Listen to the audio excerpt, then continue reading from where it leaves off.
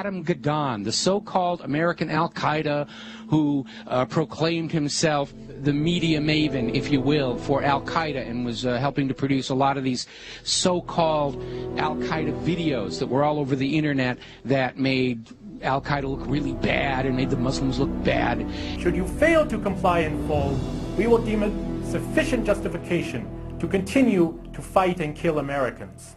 Come to find out, Adam Gadon's real name was Adam Perlman. And not only was he, in fact, Jewish, he was the grandson of a member of the board of the Anti-Defamation League.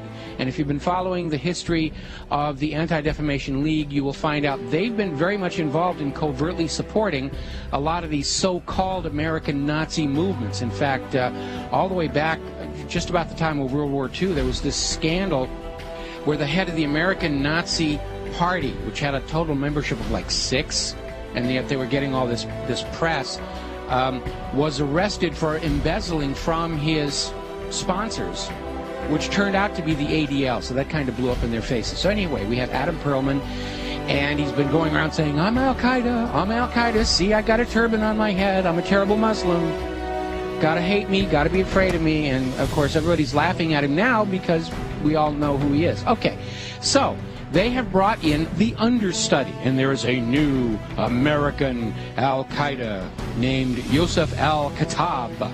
Ooh, big scary name, and they've got a picture of him out there where he's holding all these guns and knives, and he's dressed up like a wannabe Rambo, and he's scowling at the camera, and he supposedly has this website with things in it, like pictures of the Statue of Liberty with an axe buried in the back of the head. I mean, very heavy-handed, very over-the-top. There was also a link to a puppet show mocking Danny Pearl's beheading. Take a look.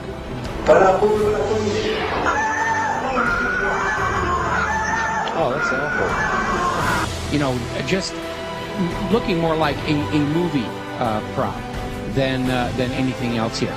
So, as it turns out, this is another fake. His real name is Joseph Cohen. He's a 39-year-old New York City taxi driver, as you mentioned. He called himself Yosef Al-Khattab, but he was born Joseph Cohen here in America. He is a Jew. And he is another manufactured front to try and convince Americans that Al-Qaeda is actually here in the United States.